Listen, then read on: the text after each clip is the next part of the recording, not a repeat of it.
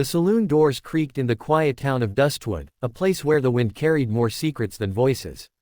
And on that late evening, under a fading orange sky, a giant cowboy stepped inside. He was taller than most men, his hat shadowing tired eyes, and his boots heavy with miles of wandering. Folks whispered that he'd been a drifter all his life, working odd jobs, carrying scars instead of coins. His pockets, everyone knew, were always empty. Across the street, in a dimly lit schoolhouse, sat Miss Clara. She was the only teacher in town, a woman with gentle hands and a tired smile. People saw her as strong, but behind the chalkboard and the lessons, she carried a loneliness so deep it echoed louder than the empty desks when children went home. She had given her life to others, but when the nights fell silent, no one was there to give back. That evening, the cowboy found himself outside the schoolhouse. He leaned against the wooden doorframe, his shadow filling the room. Clara looked up, startled at first, until she saw not danger but weariness in his eyes. For a long moment, neither spoke. Then, with a voice low and steady, he said words that would change both of them. "You have empty pockets," he confessed, patting the dust on his jeans, "and I have an empty bed." He paused, letting the weight of it linger. "But maybe together we don't have to be so empty anymore." Clara froze. She had heard plenty of lines from men before, sweet talk at best, trouble at worst. But this was different. It wasn't charm. It wasn't pride. It was raw honesty. The cowboy wasn't offering riches or promises carved in gold. He was offering truth. And that's where the twist came.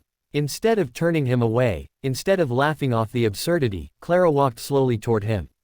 "You think emptiness is a curse," she whispered, "but maybe it's just space, waiting to be filled with kindness, waiting to be filled with love." The cowboy lowered his head, as if no one had ever spoken to him like that before. His life had been survival, not tenderness. Yet here she was, seeing past his rags and dust, straight into the man he tried so hard to hide. In that small schoolhouse, something shifted. Clara set down her books, and the cowboy removed his hat. For the first time in years, they both felt seen. The loneliness in her chest met the hunger in his soul, and instead of colliding, they fit together like missing pieces. The days that followed weren't easy. He still had no money, and she still had long nights of grading papers by lamplight. But every hardship was softer when shared. The children in town noticed their teacher's smile returning, fuller than before. And when the cowboy started helping mend the school fences and carry supplies, folks began to whisper again, this time not of pity, but of respect. The emotional moment came one evening, when Clara fell ill.